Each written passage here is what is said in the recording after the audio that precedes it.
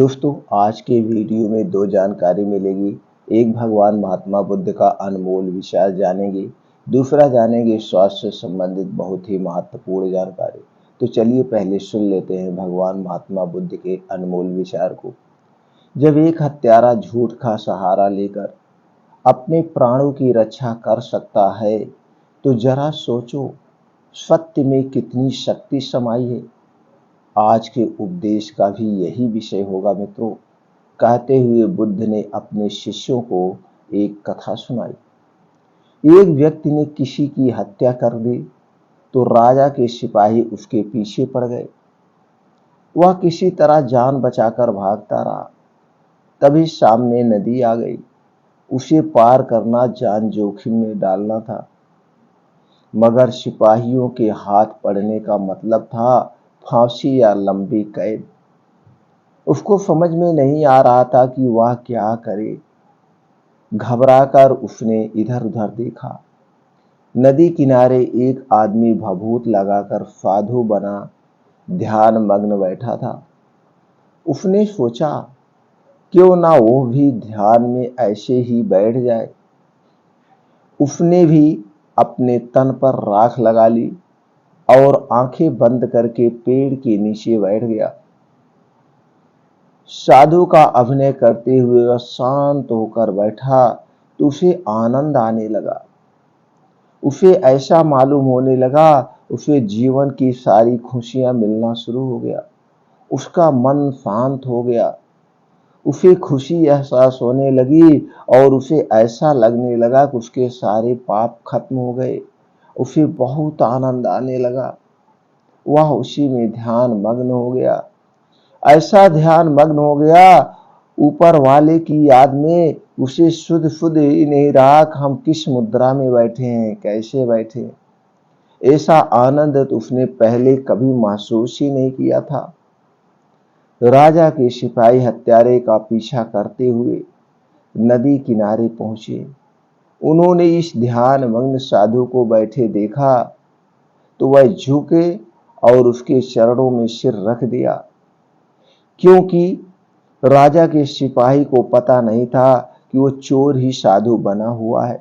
उसे पहचान नहीं सके। इसके बाद साधु बने हत्यारे के भीतर से कपाट खुलने लगी। वह हैरान हुआ कि मैं तो केवल फरेबी साधु हूं, मगर इन्हें क्या दिखाई पड़ गया जो इन्होंने मेरे पैर छू लिए। क्या झूठ इतना कारगर हो सकता है? तो सत्य का क्या पता कितना कारगर होगा। इसका मतलब सत्य में बहुत ज्यादा शक्ति है। उसके मन में सत्य के विचार आने लगे और वह उसी में ध्यान मग्न होने लगा। सिपाही पैर छूकर चले गए, लेकिन वह हत्यारा पूरी तरह बदल गया। उसके जीवन में क्रांति आ गई, क्योंकि उसने देखा कि झूठी साधुता को इतना सम्मान मिल गया तो सच्ची साधुता को कितनी श्रद्धा मिलेगी। वर्षों से बंद उसकी आंखें पल भर में ही खुल गई और वह उसी दिन से उसी ध्यान में लगा रहा और साधुत्व को अपना लिया। दोस्तों, साधुत्व को अपना लिया। तो मित्रों, आप जान गए होंगे शक्ति में कितनी शक्ति है। इस छोटे से उपदेश से, इस छोटी सी कहानी से आपको क्या ज्ञान प्राप्त हुआ, आपको क्या सीख मिली, कमेंट सेक्शन में हमें जरूर बताइएगा दोस्तों। और इस वीडियो को ज़्यादा से ज़्यादा लोगों तक पहुंचाइए। चलिए मित्रों, अब जानते हैं स्वास्थ्य से संबंधित तो सबसे बहुत ही महत्वपूर्ण जानकारी। जैसे दोस्तों, आज के समय में आप देख रहे होंगे 80 से 90% लोग सर दर्द से परेशान हैं। ज्यादातर स्त्रियां और औरतें परेशान होती हैं। सिर दर्द क्या है? क्या सिर दर्द कोई बीमारी है या सिर दर्द होने के कोई कारण है? तो चलिए दोस्तों, जान लेते हैं पहले कुछ कारण पर, फिर प्रकाश डालते हैं एक एक बातों पर। दोस्तों, सिर दर्द होने के एक कारण नहीं है। जैसे दोस्तों, सिर दर्द एक बीमारी का लक्षण होता है, यह कोई बीमारी नहीं। मैं तो दोस्तों जानता ही नहीं हूँ सिर दर्द क्या होता है।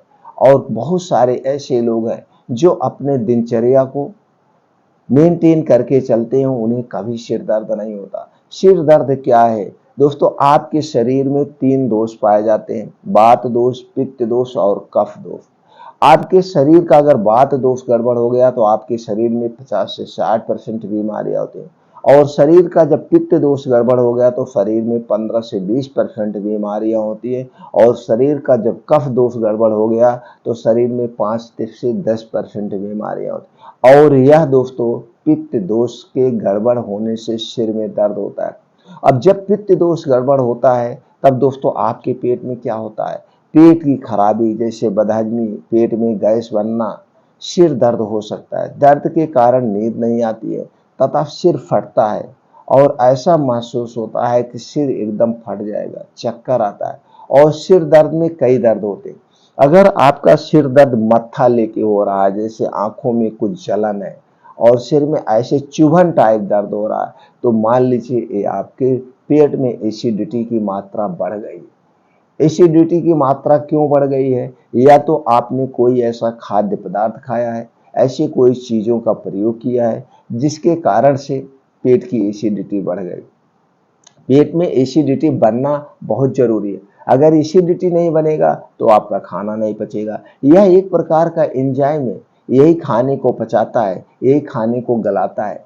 बस हमें इतना ध्यान देना है, ऐसी हमें कोई वस्तु नहीं खाना है जो एसिडिटी को बढ़ाए। तो आप समझ लीजिए ये क्या है, एसिडिटी का कारण है। और एक तरह का सर दर्द होता है। अब इस सर दर्द में जब अगर एसिडिटी आपको बन रही है तो आपको चक्कर भी आ जाएंगे, या आप बैठे हैं कुछ देर तक लगातार बैठे हैं, जब आप एकाएक खड़े होंगे तो आपको चक्कर आ जाएगा। तो आप समझ लीजिएगा आपके पेट में एसिडिटी बन गई, वायु का दबाव बढ़ गया। और कभी कभी ये एसिडिटी इतना खतरनाक होती है, इतना खतरनाक कि दोस्तों आपको चक्कर टाइप ऐसे लगता है, जी मकला रहा है, उल्टी हो जाएगी, घबराहट सी होने लगती है, और वायु का दबाव, प्रेशर बढ़ जाता है, जिससे हार्ट बीट भी बढ़ जाती है। और उस समय अगर आप हॉस्पिटल पहुंच जाते हैं इतना तेज, तो डॉक्टर क्या जानेगा कि इनको बीपी बढ़ गई है। और बीपी तभी बढ़ती है जब आपके पेट में आपका डाइजेशन ठीक से नहीं रहता। और दूसरा सर दर्द होता है, पूरा सर दर्द लेके होता है, पूरा सर दर्द करता है। और पूरे सर दर्द में क्या होता है, कभी कभी आपका दोस्तों टेम्परेचर भी थोड़ा सा बढ़ जाता है, और एसिडिटी वाले में टेम्परेचर ज्यादा नहीं बढ़ता है। तो ये जब फीवर वाला आपको सर दर्द हो रहा है तो आप जान लीजिए आपके शरीर में कहीं ना कहीं कोई इन्फेक्शन है, कहीं ना कहीं कोई इन्फेक्शन है। ये आपकी बीमारी का लक्षण है सर दर्द। ये 2 टाइप के सर दर्द होते हैं। तो आपको दोनों टाइप के सर दर्द में अपने इच्छा अनुसार कोई भी मेडिसिन नहीं लेना चाहिए, कभी भूल से नहीं लेना चाहिए। कि कितने लोग हैं मेडिकल पे जाते हैं, क्या कहते हैं मेडिकल वाले से, डॉक्टर साहब हमें सर दर्द हो रहा है, कोई मेडिसिन दे दीजिए। तो डॉक्टर साहब क्या करते हैं, डाइक्लोपैरा दे देंगे, नीमोपैरा दे देंगे, असिक्लोपैरा दे देंगे, इस टाइप की दवा देते हैं। अगर आपको सर दर्द हो रहा है तो वास्तव में ओनली 1 पैरासीटामॉल ले लेना चाहिए। उसके साथ में हमें कोई पीपीआई ग्रुप के जैसे पेंटाप्राजोल, ओमेप्राजोल ले लेना चाहिए। लेकिन ये सारी चीजें अपने मन से नहीं लेना चाहिए, ये डॉक्टर की सलाह से लेना चाहिए। हमें तुरंत डॉक्टर से कंसल्ट करना चाहिए, और नहीं तो ये कोई मेडिसिन मत लीजिए। आपको अगर फीवर वाला है तो दोस्तों फीवर आपके शरीर में जब टेम्परेचर बढ़ता है तो आपके शरीर में एक होता है रोग प्रतिरोधक क्षमता होती है। पहले आपकी ये शरीर उससे लड़ती है, उस वायरस से लड़ती है, उसे खत्म करने का प्रयास करती है। अगर ये नहीं हो रहा है तो आप डॉक्टर से सलाह लीजिए। फीवर वाले, अगर गैस वाला आपको दर्द हो रहा तो आपके घर में कुछ ऐसे नुस्खे पाए जाते हैं जिन नुस्खों को अपनाकर अपने इस एसिडिटी वाले दर्द को शांत कर सकते हैं। तो दोस्तों कौन से नुस्खे हैं, नुस्खे जान लेते हैं। लेकिन पहले ये जान लेते हैं सिर दर्द एसिडिटी बढ़ती क्यों है। आप तो समझ गए, आपके पेट में एसिडिटी बनना स्वाभाविक सी बात है। अगर एसिडिटी नहीं बनेगा तो दोस्तों आपको आराम नहीं मिले, दोस्तों खाना नहीं पचेगा। तो कौन सी चीजें हैं जो एसिडिटी को बढ़ाती हैं, उसको आप खाना ही छोड़ दीजिए, एसिडिटी बढ़ेगी नहीं। पहली चीज है चीनी। चीनी किससे बनता है, चीनी में दोस्तों ये बनता तो गन्ने से है, लेकिन इसमें कुछ प्रोसीजर किए जाते हैं, जिसके प्रोसीजर करने की वजह से इसमें कुछ दोस्तों क्या है, कुछ चीजें और मिलाई जाती हैं। जैसे इसमें सल्फर में मिलता है। सल्फर का क्या काम है, इससे बारूद बनता है, गोले बनते हैं जो शादी ब्याह में जलाए जाते हैं, दागे जाते हैं। अब सल्फर जब हम खाएंगे तो दोस्तों पेट में एसिडिटी तो बनेगा ही, क्योंकि हमारे आहार के विरुद्ध है। इसीलिए चीनी से बनी हुई कोई चीज नहीं खाना चाहिए। मैदा से बनी हुई कोई चीजें नहीं खाई जाती है। मैदा बनता गेहूं के आटे से है, लेकिन इसमें ऊपर की एक लेयर हटा ली जाती है जिसमें फाइबर प्रचुर मात्रा में पाया जाता है। ऐसे जब आप गेहूं आटे को चालते देखते भूसी निकलता, वही मेन है। हमें कभी भी आटा चाल के नहीं खाना चाहिए, चोकर युक्त आटा खाना चाहिए और थोड़ा मोटा खाना चाहिए। कितने लोग एकदम पतला मैदे की तरह उसे पिसवाते ना, ये चिकनापन आ गया, और जितनी चिकनी चीजें आप खाएंगे आपके आंतों में जाके जमा होती हैं। इसलिए मैदा से बनी हुई कोई चीज नहीं खाया जाता है। रिफाइन किया हुआ तेल और डालडा से बना हुआ कोई चीज नहीं लेना है। हमें हमेशा गुनगुने पानी का प्रयोग करना है।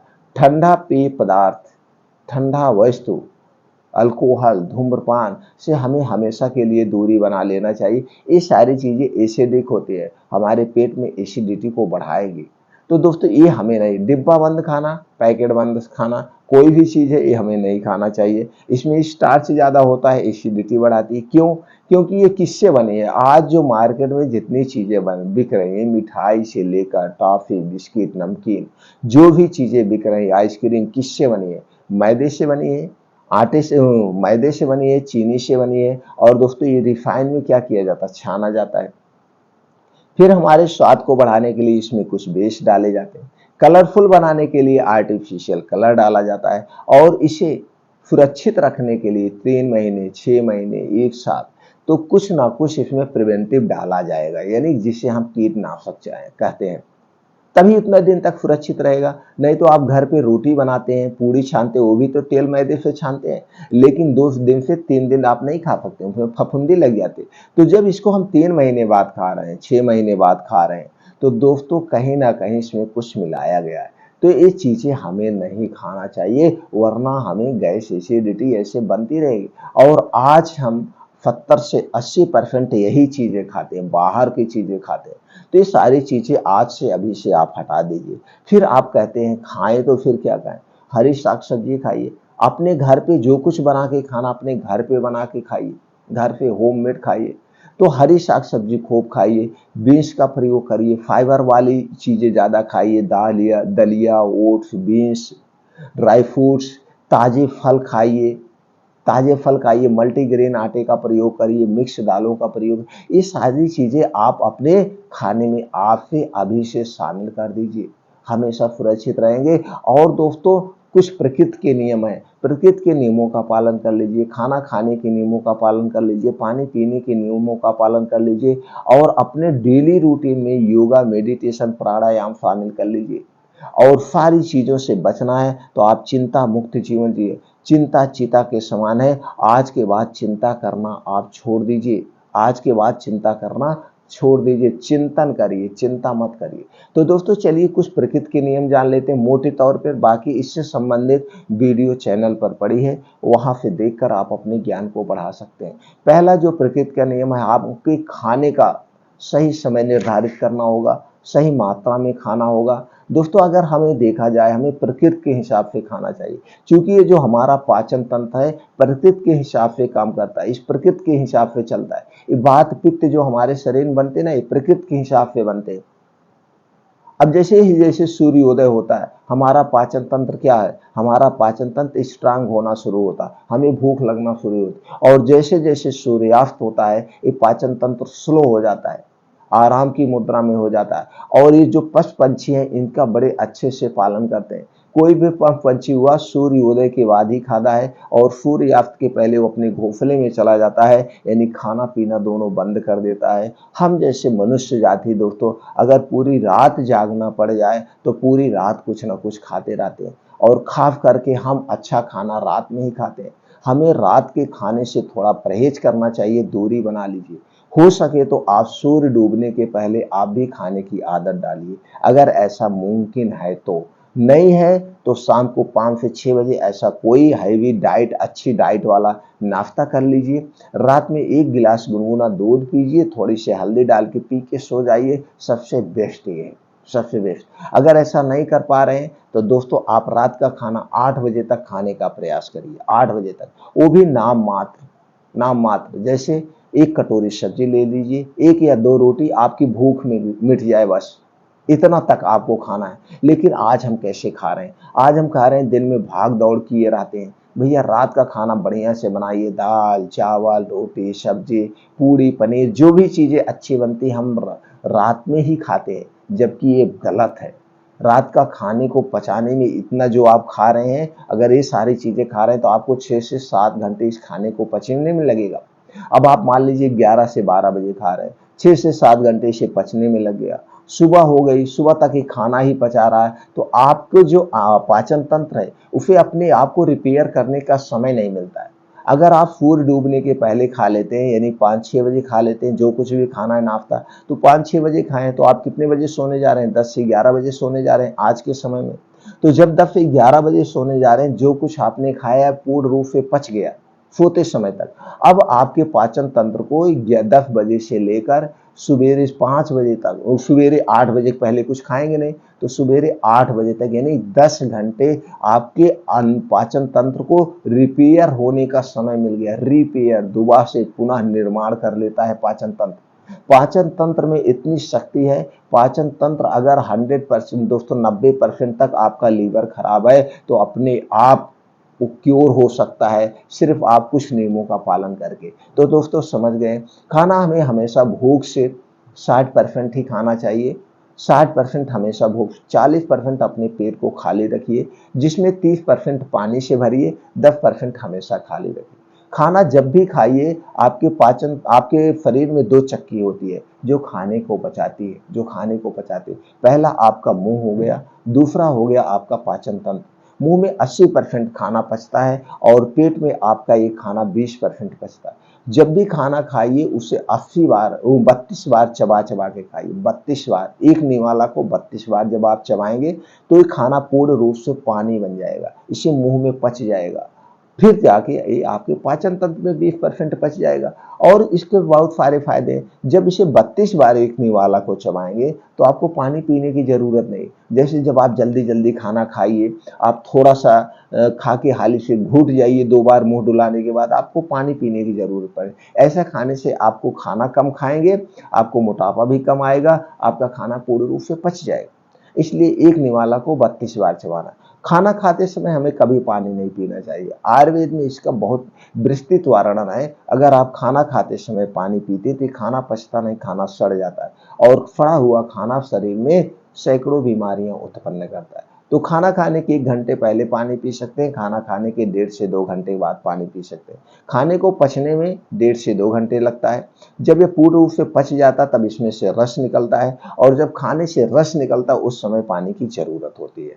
तो आप खाना खाने के 1.5 घंटे से 2 घंटे के बाद पानी पिएंगे, ये अमृत के समान है। इस रूल का अगर आप पालन करते हैं तो आप हमेशा स्वस्थ व निरोग रहेंगे।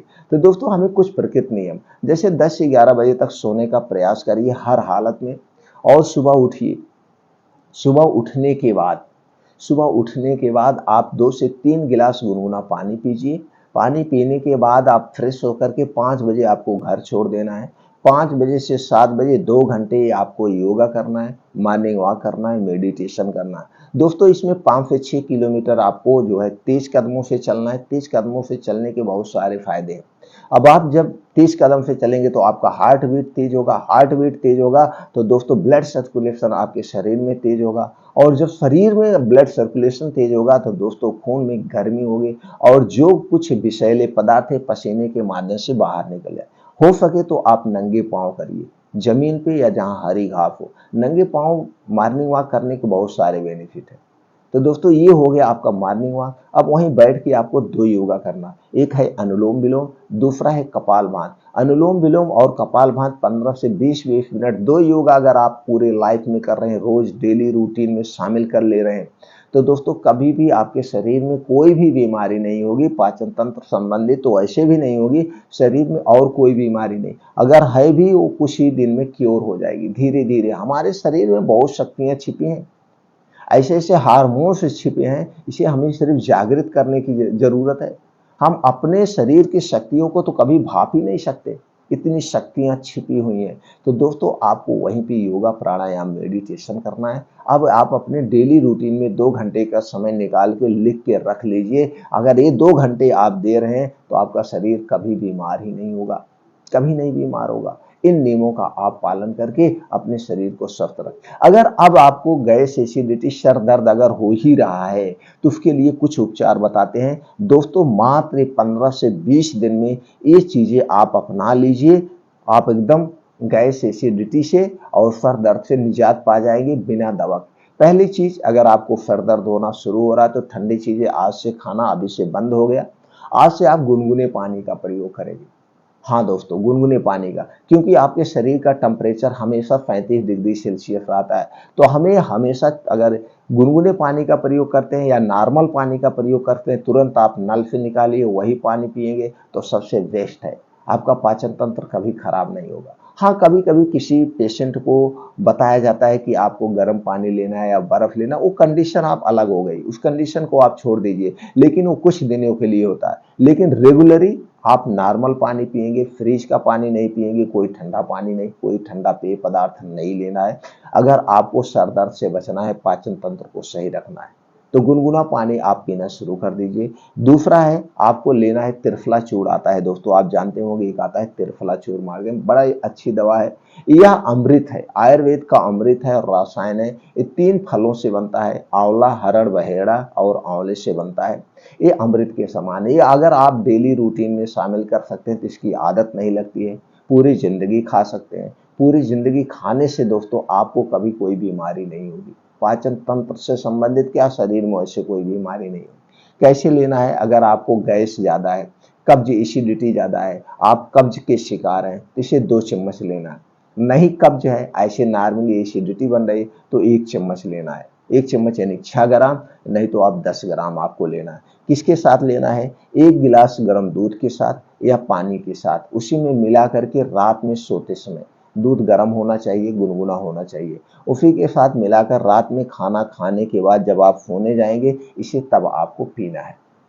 इसके पीने के 1 घंटे के बाद ही सोना है, दोनों में से जो, इसके पीने के बाद आपको 1 घूंट पानी वानी कुछ नहीं पीना है। खाना खाने के 1 घंटे के बाद पीना है और इसके पीने के 1 घंटे के बाद आपको सोना है। तो दोस्तों ये पहली प्रक्रिया हो गई, इसे आप कर सकते हैं। लेकिन जो दूध आप लेंगे, पैकेट का दूध नहीं चाहिए, ये आपके घर का दूध हो या किसी दूधिया के यहाँ से लीजिए। पैकेट के जो दूध मिलते हैं, ये खाने का बजाय हम इसे पॉइजन खा रहे हैं। दूध नहीं है खा रहे हैं, हम पॉइजन खा रहे हैं। लेकिन लोग जागरूक नहीं हो रहे हैं, लोग जागरूक नहीं हो रहे हैं, पता नहीं क्या समझ के खाते हैं। दोस्तों जरा उस पर आप अपना विचार करिए, किस हिसाब से आपको शुद्धता मिल रही है, आप भी सोचिएगा।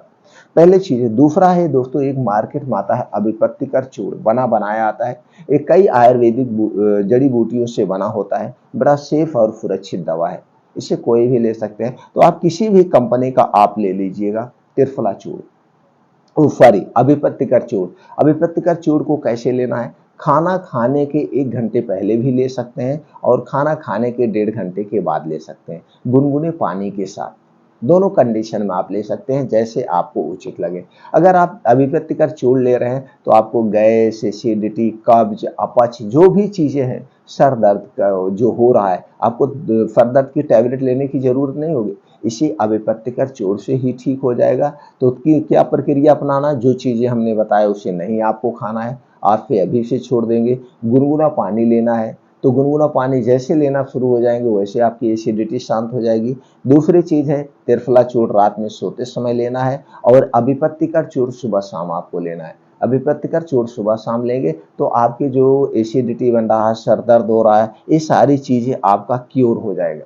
आपको कोई एलोपैथिक मेडिसिन लेने की जरूरत नहीं है, ये दोनों दवाएं सेफ है दोस्तों, सेफ है। तो इसी तरह से जब आपको एसिडिटी बने, कभी कभी दोस्तों जो है आप जीरा पानी ले लीजिएगा, कभी कभी अजवाइन पानी ले लीजिएगा, और अपने दोपहर के खाने में जो सब्जी बन रही है, दाल बन रही है, कुछ भी बन रहा है, अजवाइन जरूर शामिल कर लीजिए। अजवाइन, अजवाइन खाना आप शुरू कर दीजिए, आपको गैस, एसिडिटी नहीं बनेगी। और दूसरी चीज दोस्तों, आप अगर सब्जी नहीं खा रहे हैं, कुछ लोग अजवाइन नहीं खाते हैं, तो दोस्तों अजवाइन तावे पे भून लीजिए हल्की आंच में। भुनने के बाद इसका पाउडर बना लीजिए। आप खाना खाने के बाद आधी चम्मच आप इसे खा लीजिए, आधी से कम चम्मच, यानी 2 ग्राम तक खाना है। तो 2 ग्राम आप खा लीजिए, खाना खाने के बाद थोड़ा-सा पानी पी लीजिए, आपको एसिडिटी कभी नहीं बनेगी। दोस्तों, इस उपाय को अपनाकर अपने सिर दर्द को, चक्कर आने की समस्या से खत्म